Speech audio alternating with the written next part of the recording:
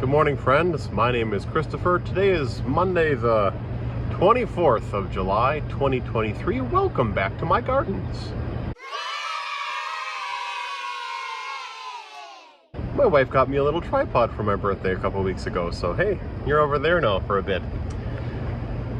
It's July, it's high summer, everything is exploding. Lots of growth of both foliage and fruit and flowers. It's fabulous. So let's start with a little panorama of the vegetable garden, and then let's look at some of the fruits.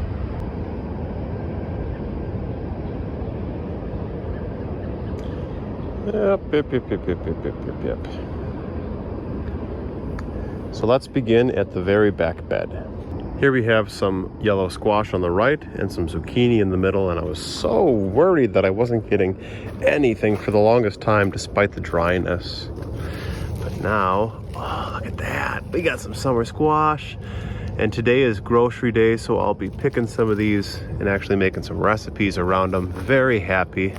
I even have some little courgettes. Look at, I have zucchini this year for the first time in ages, and knock on wood, no squash bugs.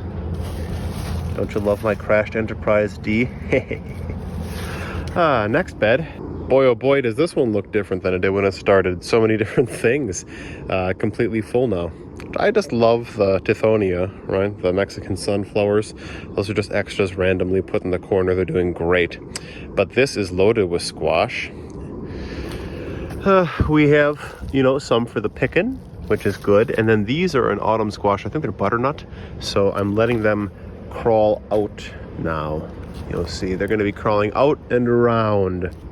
And in the back, climbing up well over a foot tall, are the zinnias. They're lovely. Oh. Next bed. I did a lot of work here over since the last video. Ripped out a bunch of mint, and this is strawberry. This is strawberry transplant. I got half of it done. Remember, these were all among my feet. And after maybe 10 days, they look better than they did. So it's a root establishment. That's the name of the game now. Otherwise, they are wilty, and is kind of how I feel. I've got more to plant, and then I'll put the straw back. And the rest of the strawberries I will give to a friend who has a wonderful garden. Peppers are in the next bed up. And again, it's grocery day, so I'll be picking. Look they're all loaded. This is the best year I've ever had for peppers. And I am so elated by it. So we use them fresh, but then I dice them and freeze them. And we get peppers and soups and things all year round. It's wonderful, because usually my recipes just call for like a cup or so of peppers, and like I said, when you got this many and you process them, they last a long time. The bed south of the peppers is tomatoes, and again, look at everything is awesome, nice and clear in the middle, good growth, such interesting varieties of tomatoes, great colors. We're gonna have tomato soup this week. Yay! I love garden fresh tomato soup. And I'm gonna give my mom some tomatoes so she can have BLTs. But look at these interesting colors. Look at these interesting shapes, varieties of things. So darn colorful.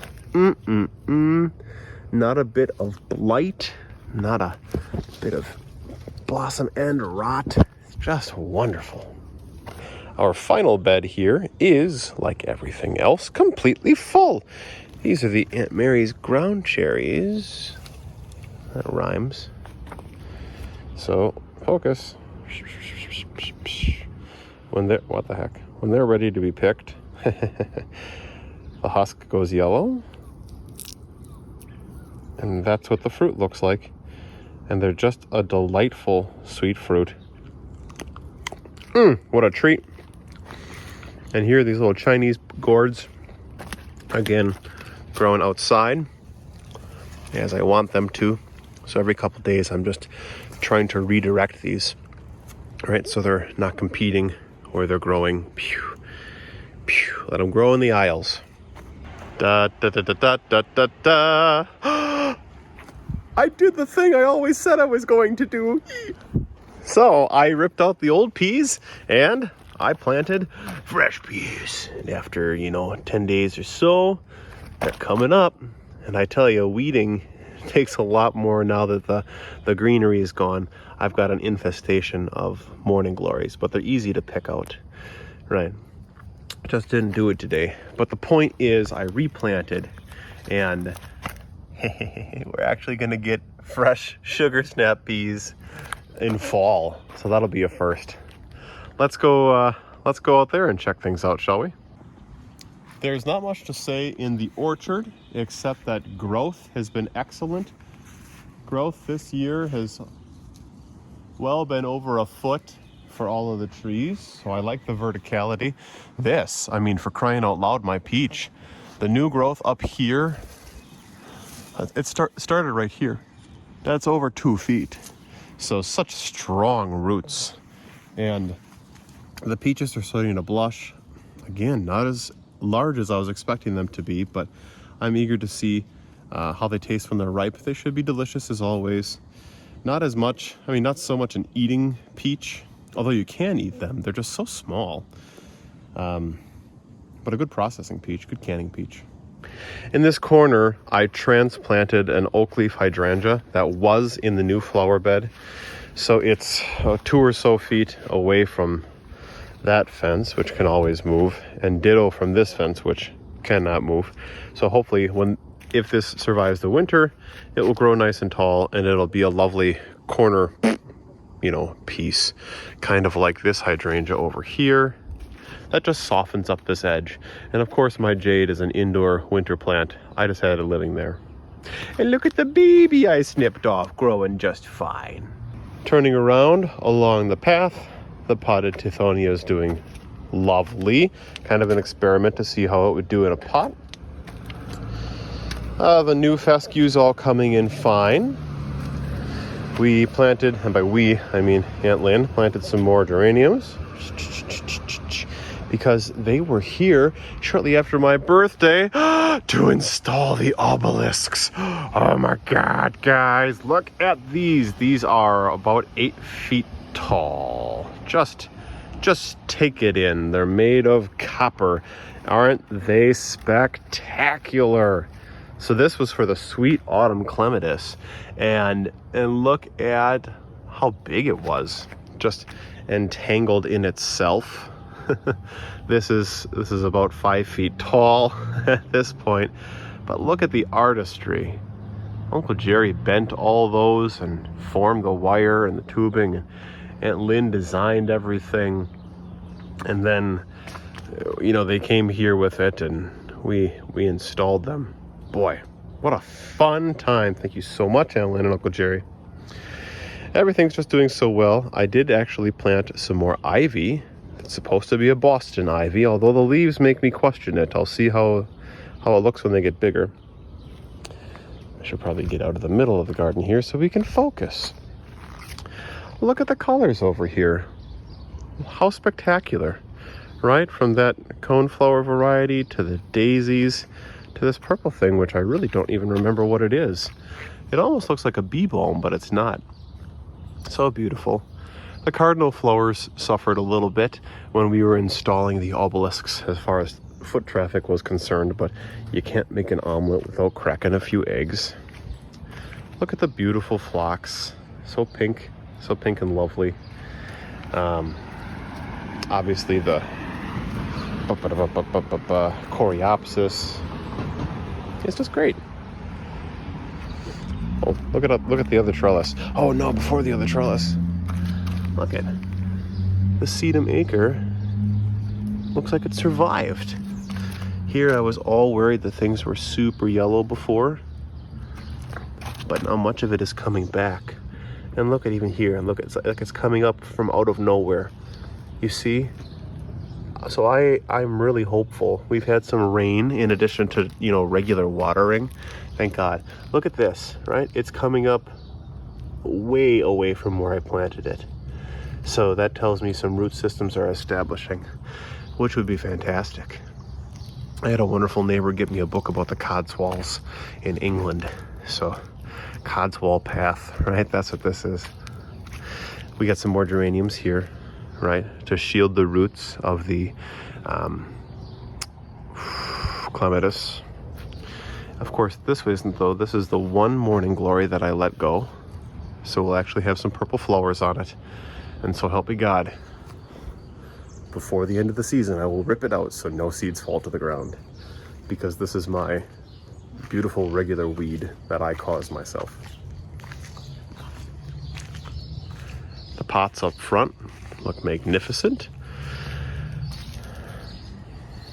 And look at the vine, the silver vine, how much it creeps down. Pretty, right? It's like a waterfall hanging down 1.5 feet at this point.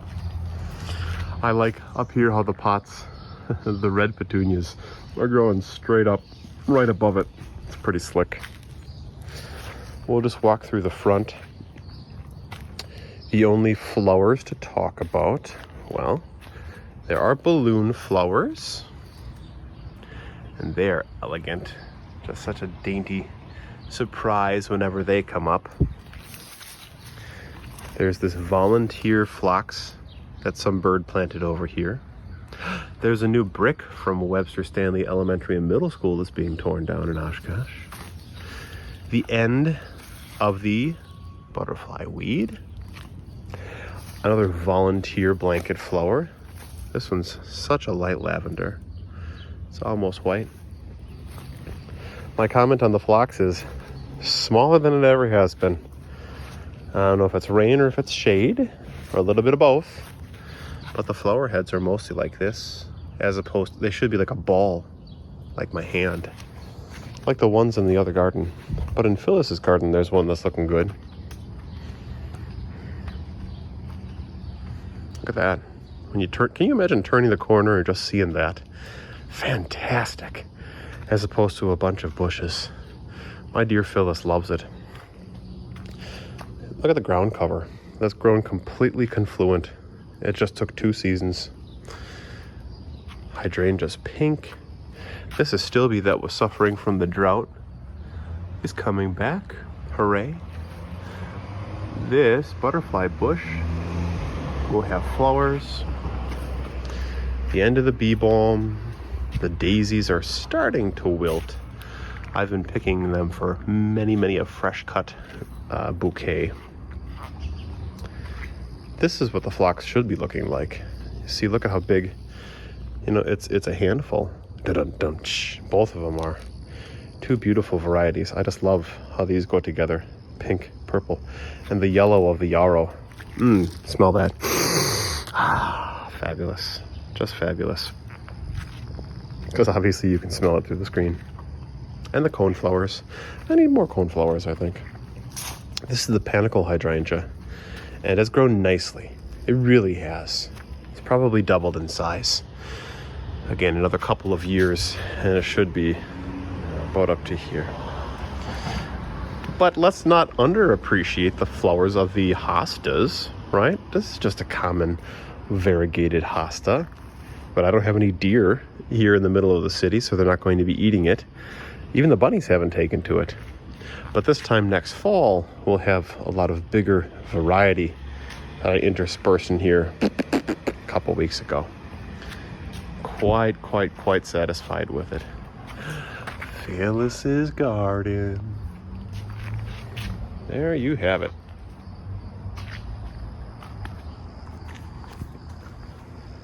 I am wonderfully satisfied with how things are going. You know, gardening is fun. I love the fresh flower bouquets. I hope you've enjoyed more floral information on these garden tours, not just the vegetable gardens. It's nice. It's nice to showcase growth. It's nice for me to watch it throughout the season too, and to share it with our family near and far, and all of our friends like you as the car goes by. I'm happy to finally be picking a lot of vegetables in the garden. It's that time of year. So now we get lots of squash, lots of tomatoes, lots of peppers. Just fun. And that second wave of peas, right? Winter, winter. Thanks for watching. Let me know how things are going in your garden, don't you know? And I'll see you in a couple weeks. Stay cool out there, guys. Happy growing. Bye.